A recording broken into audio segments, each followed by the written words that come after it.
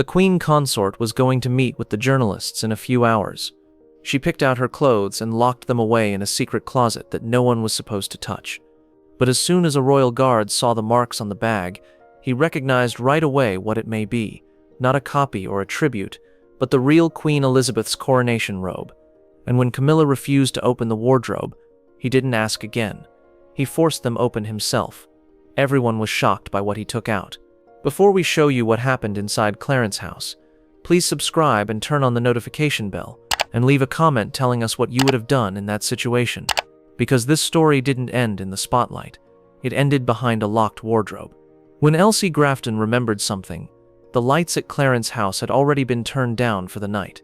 She was almost done checking her wardrobe, comparing the outfits she was going to wear tomorrow to what the press team had asked for.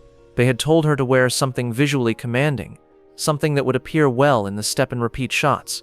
Camilla wanted to look like she was connected to her background.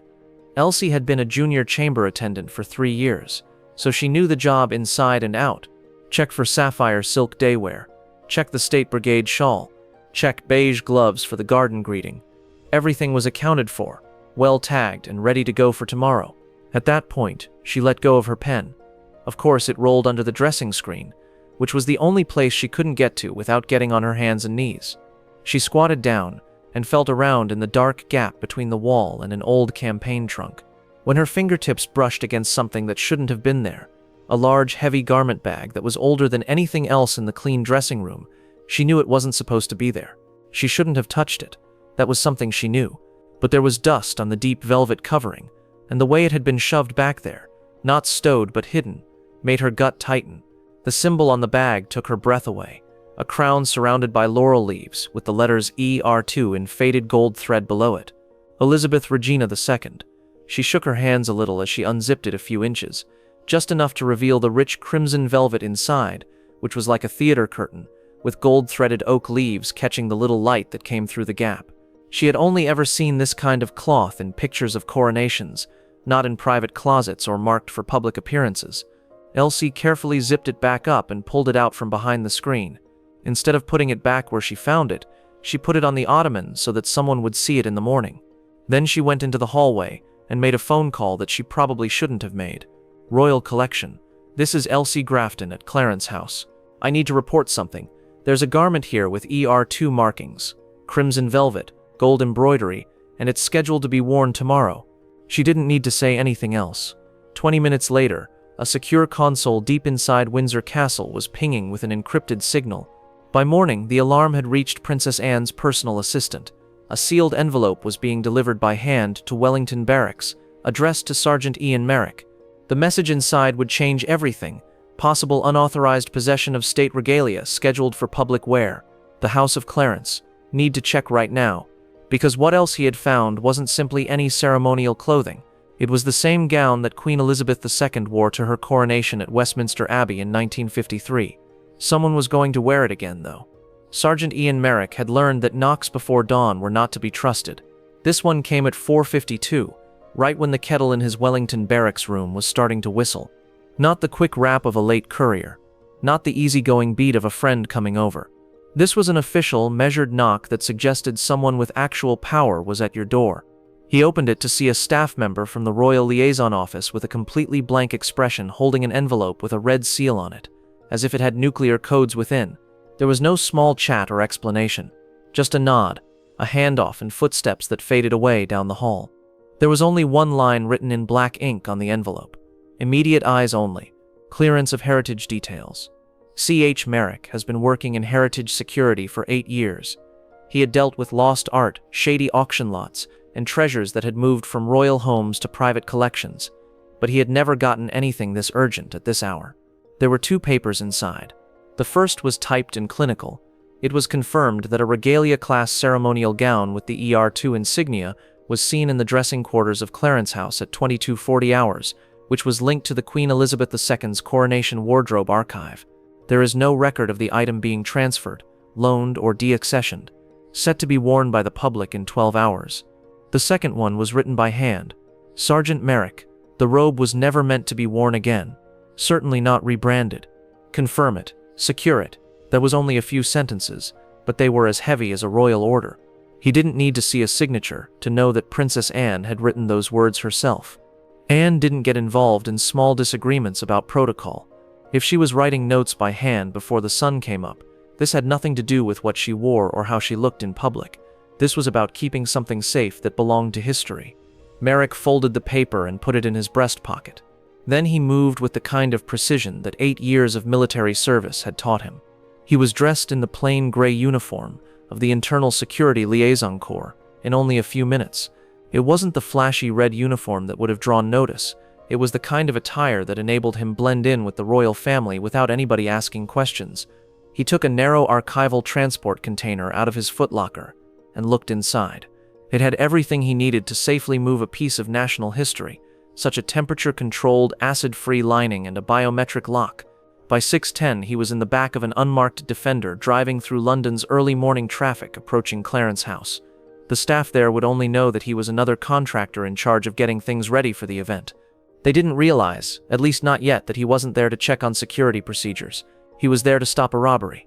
The gates of Clarence House opened without a hitch, as they always did.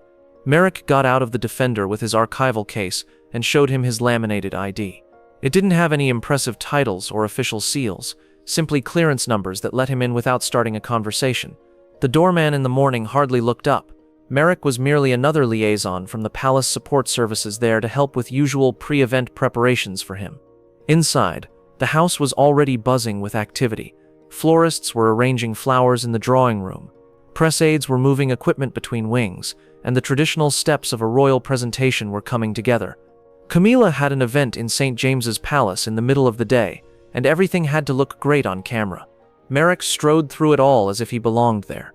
That was the key to heritage security work, walking through royal homes with the serene confidence of someone who had already been approved by 5 separate departments. Take your time. Don't look around nervously. Just stroll like you've done this 100 times before. A valet opened the door to the dressing corridor in the south wing. He pointed to Merrick's tiny case and asked, "Is that the steamer crate?" "Yes," Merrick said, and that was all he said. The valet pointed down the hall. "Lady Ashcroft is making her final choices in the suite. Hurry up, they're going to dress the presentation mannequins soon." Merrick nodded once and kept walking down the hall, his luggage held loosely but securely. As he proceeded deeper into Camilla's private wing, the carpet got thicker. Overhead sconces gave a pleasant light over old wallpaper. Painted portraits of Queen Victoria and Princess Mary watched him go by, and their eyes seemed to follow him. He could see a valet outside the changing room setting up clothes on a portable steaming rack, smoothing out hems, and looking for flaws. A lengthy mannequin frame with an empty hanger hanging over its shoulders was among them. There was a paper tag that said, "Main presentation look heritage-focused, l'art symbolism." Merrick's jaw stiffened. They were looking forward to something big. Okay. He knocked on the door to the dressing room once, and then went in without waiting for permission. There was a fragrance of cedar and lavender in the apartment. The Shahja's lounge was full of half-packed leather luggage. A huge cherrywood wardrobe took up most of the far wall. It was custom-made and hand-fitted, and it cost more than most people's yearly salary. Merrick knew that this wasn't simply about keeping a piece of fabric safe. This was about stopping a show from happening. The crown's most holy garment was in that room, behind those polished doors and beautiful silks, and in less than 3 hours, someone was going to wear it. It felt like the temperature dropped 10 degrees as soon as Merrick walked into the changing room. A woman in her 50s with silver blonde hair pushed back into a flawless bun, glanced up from a folding table full of accessories. She wore a slick charcoal jacket and held a clipboard in one hand like a weapon. As soon as she noticed him, her eyes narrowed. She responded, "You're not wardrobe staff," in a flat voice. "No, ma'am. I'm here to learn about the rules from the Royal Collection and Heritage Security." He carefully laid down his case. "I need to get into that closet." Lady Ashcroft, the woman, tightened her grasp on her tape measure, as the valet had said before. "On what basis?" Before he could speak, another voice pierced through the apartment like a knife through silk. "I assume you have a warrant. Or have we given up on all the privacy rules this family is supposed to follow?" Camilla came in quietly, wearing a quilted morning robe and holding a coffee mug. She didn't smile or say anything kind. Her eyes were keen and her voice could chill water. Merrick nodded. "Ma'am." She strolled right past him and put her mug down next to a velvet hat box. "Is there a bomb threat in my closet, Sergeant? Or did you think that velvet was sedition? She didn't sound the least bit funny. Merrick said, under the 1998 Heritage Protection Act, Article 4, subsection B, any item displaying sovereign regalia markings may be verified on site if suspected to have been removed from restricted custody without authorization. Camilla extended her hand toward the closet. Everything in there is for a public appearance that has already been planned. Are you saying that I've stolen my own clothes? I'm not saying anything specific, but if the item in question is what we think it is, it shouldn't be in private rotation. That's when her legal attaché showed up. 40s, perfectly dressed, and already sounding like a challenge. Sergeant, this is not how things are done. If you had concerns, you should have asked household security and the Queen's personal office for help. I did, Merrick answered in a calm voice. This inspection is approved and needs to be done quickly. Time sensitive? Camilla raised an eyebrow. Is that the emergency? That someone might see a little history on camera? I have a press appearance in 3 hours. Merrick stared her in the eye. Because what is behind this door was never meant to be seen or talked about or changed. The hush that came after was so heavy it felt like it could cut. Camilla crossed her arms and looked at him with the quiet anger of someone who is used to obtaining what she wants just by the way she talks. Do you know what doors you're opening by doing this? Yes, ma'am, Merrick responded as he turned to the knobs on the closet. Next, I'll open this one. The hinges made a faint groan as Merrick drew the doors of the wardrobe wide. Nobody moved for a while. Everything inside was spotless. Rows of designer day dresses sorted by color, crested brooches resting on velvet platters, and ceremonial gloves folded into silk pouches. It was the kind of organization that showed that they were in charge and paid attention to every little thing. But Merrick didn't care about the perfection. He was looking for the problem.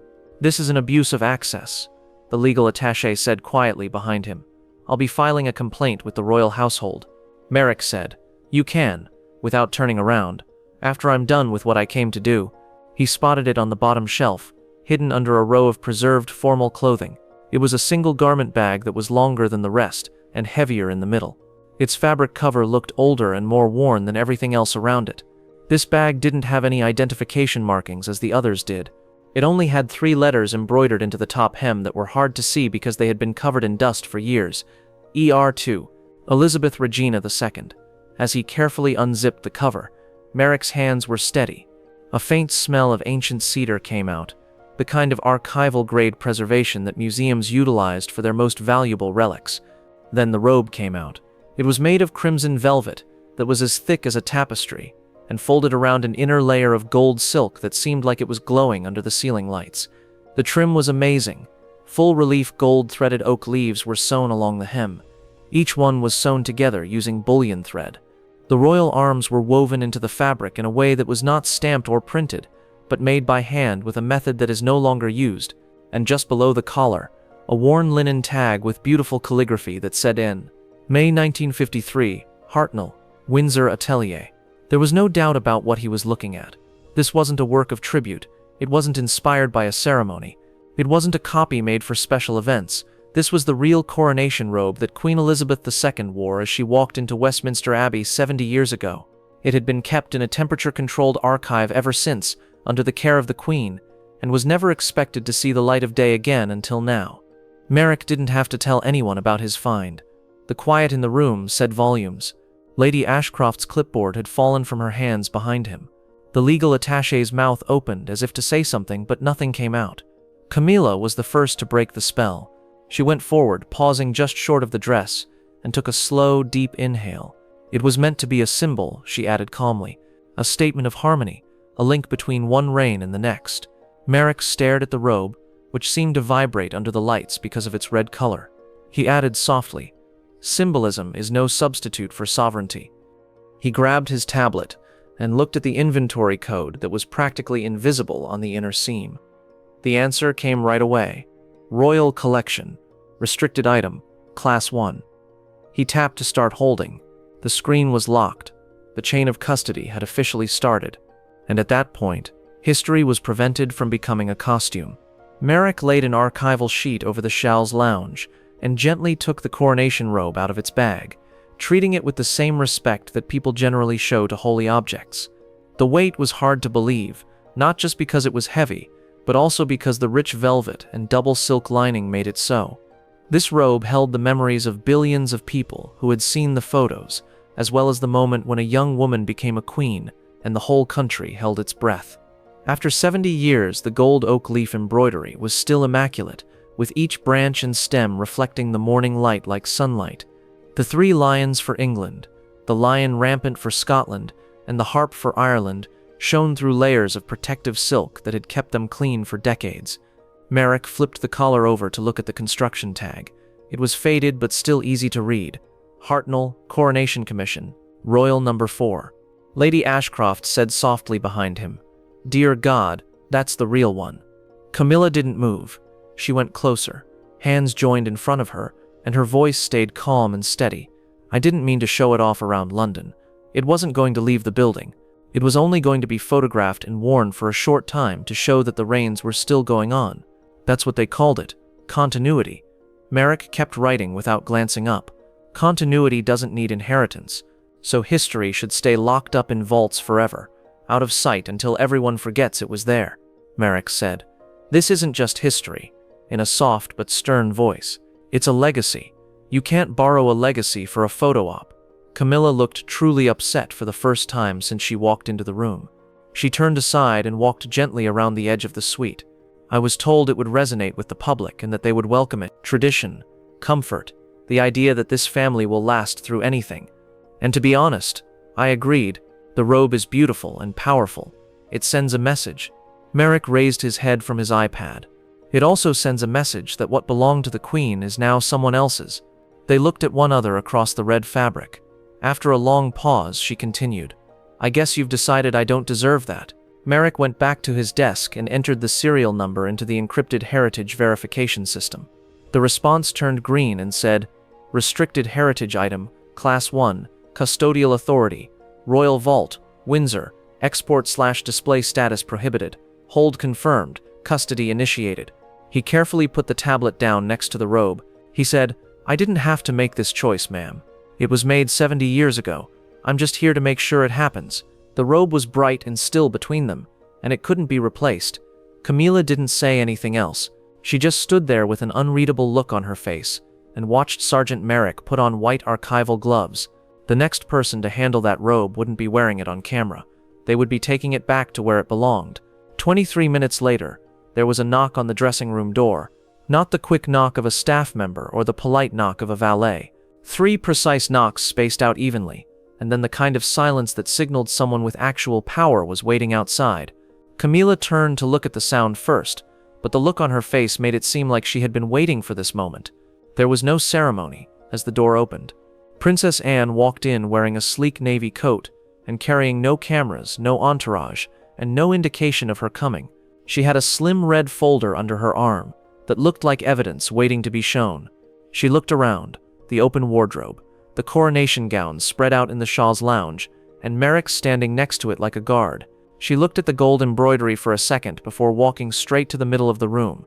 "Sergeant," she murmured softly. Merrick stood up straight. "Ma'am." Anne put the folder on the side table, opened it carefully, and took out one laminated paper that had clearly been well cared for decades. She held it up so everyone could see and read it in a clear, steady voice. "Coronation robe, state velvet, designated item number 004, to remain in Royal Archives post-ceremony, not to be displayed, not to be worn, not to leave sovereign custody. Signed E.R." Her mother's signature came next, clear and unmistakable, written in the same hand that had signed treaties and official documents for more than 70 years. She stared right at Camilla.